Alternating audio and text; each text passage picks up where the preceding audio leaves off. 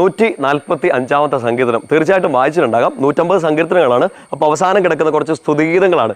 ദൈവത്തെ ആരാധിക്കാൻ വേണ്ടി നമുക്ക് ഉപയോഗിക്കാൻ പറ്റുന്ന നല്ല ബ്യൂട്ടിഫുള്ളായ കുറച്ച് സങ്കീർത്തനങ്ങളുടെ കളക്ഷനാണ് ഈ 140 മുതലുള്ള കുറച്ച് സങ്കീർത്തനങ്ങൾ. വളരെ സുന്ദരമായ അഭിഷേകം നിറഞ്ഞ സങ്കീർത്തനമാണ് 145 Psalm 145. അതൊന്ന് എടുക്കണേ.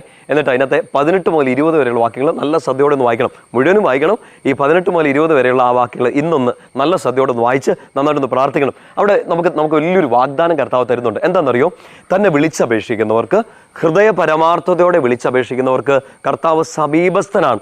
നമുക്ക് നമ്മുടെ ചില സാഹചര്യങ്ങളിൽ നമ്മൾ ഒറ്റപ്പെട്ട് പോകുമ്പോഴോ, നമ്മൾ തോറ്റു പോകുമ്പോഴോ, നമ്മളിങ്ങനെ പൊട്ടിക്കരഞ്ഞു പോകുമ്പോഴോ, നമുക്കൊരു ശൂന്യതയൊക്കെ തോന്നുമ്പോഴോ നമ്മൾ ആഗ്രഹിക്കുന്നില്ല ആരെങ്കിലുമൊക്കെ ഒന്ന് അടുത്ത് വേണം, നമ്മളോടൊന്ന് സംസാരിക്കണം, നമ്മളെ ഒന്ന് കേട്ടിരിക്കണം.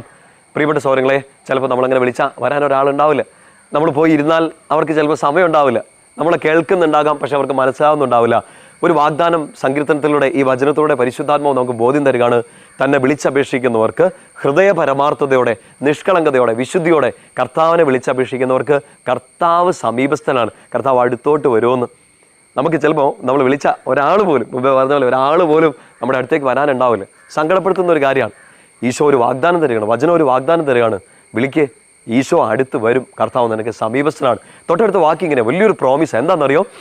തൻ്റെ ഭക്തരുടെ ആഗ്രഹങ്ങൾ അവിടുന്ന് നിറവേറ്റുന്നു, അവരുടെ പ്രാർത്ഥനകൾക്ക് അവിടുന്ന് ഉത്തരം നൽകുന്നു.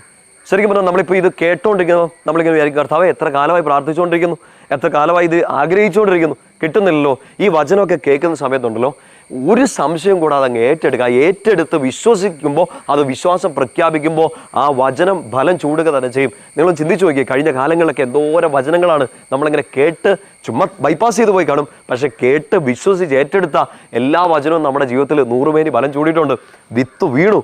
നമ്മളതിനിങ്ങനെ വളം കൊടുക്കുക, എന്ന് വെച്ചാൽ അതിനെക്കുറിച്ച് ധ്യാനിക്കുക, ആ വചനം പറഞ്ഞ് പ്രാർത്ഥിക്കുക, അത് അഭിഷേകമായിട്ട് മാറും. ഇന്ന് ഈ 145 സങ്കീർത്തനം 18 മുതൽ 20 വരെ നിങ്ങൾ വായിച്ച് പ്രാർത്ഥിക്കുമ്പോൾ എൻ്റെ പ്രിയപ്പെട്ട സഹോദരങ്ങളെ വിശ്വാസത്തോടെ ഏറ്റെടുക്കുക.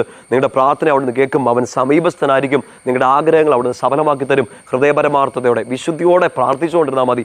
20ാമത്തെ വാക്യം വളരെ സുന്ദരമാണ്. എനിക്ക് ഈ സങ്കീർത്തനത്തിൽ, ഈ 145 സങ്കീർത്തനത്തിൽ വളരെ ഇഷ്ടപ്പെട്ടു പോയൊരു വാക്യം അതാണ്. തന്നെ സ്നേഹിക്കുന്നവരെ അവിടുന്ന് പരിപാലിക്കുന്നു.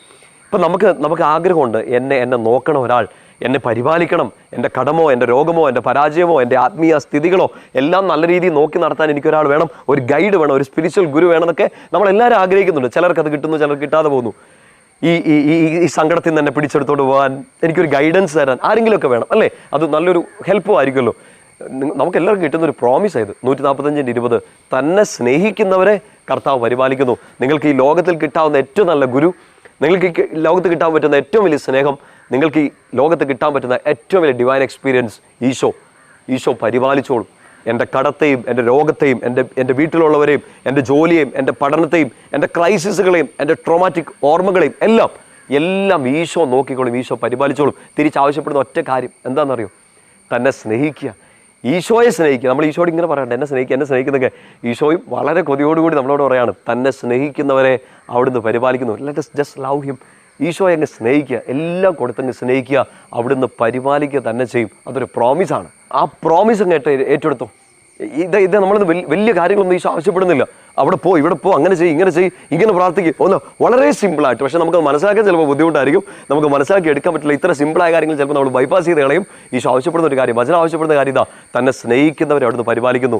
നിന്റെ വീടിനെ കർത്താവ് പരിപാലിക്കും, നിന്റെ ജോലിയെ കർത്താവ് പരിപാലിക്കും, നിന്റെ സ്വപ്നങ്ങളെ കർത്താവ് പരിപാലിക്കും, നിന്റെ ശരീരത്തെയും ആത്മാവിനെയും മനസ്സിനെയും നിന്റെ ഈശോ പരിപാലിക്കും. തിരിച്ചാവശ്യപ്പെടുന്ന ഒറ്റ കാര്യമുള്ളൂ: ഈശോയുടെ പ്രിയപ്പെട്ട കുഞ്ഞ് ഈശോയെ സ്നേഹിക്കുക. സങ്കീർത്തനം 145:20 മറന്നുപോകല്. തന്നെ സ്നേഹിക്കുന്നവരെ അവിടുന്ന് പരിപാലിക്കുന്നു. ഈശോയെ സ്നേഹിക്കാൻ വലിയൊരു കൃപ കിട്ടട്ടെ. ഈശോയുടെ അടുത്തിരിക്കാൻ ഒരു കൃപ കിട്ടട്ടെ. ഹൃദയപരമാർത്ഥതയോടെ ഈശോ വിളിച്ചപേക്ഷിക്കാൻ ഈശോ അടുത്ത് വന്ന് നിൽക്കുന്ന ഒരു അനുഭവം ഇന്ന് ഈ വചനം പറഞ്ഞ് പ്രാർത്ഥിക്കുന്ന ഈ സമയത്ത് തന്നെ നിങ്ങൾക്ക് ഉണ്ടാവട്ടെ എന്ന് പ്രാർത്ഥിക്കുകയും അനുഗ്രഹിക്കുകയും ആശംസിക്കുകയും ചെയ്യുന്നു. ഈശോയുടെ നാമം നിങ്ങളെ ശക്തിപ്പെടുത്തട്ടെ. പിതാവിൻ്റെയും പുത്രൻ്റെയും പരിശുദ്ധാത്മാവിൻ്റെയും നാമത്തിൽ ആമേൻ.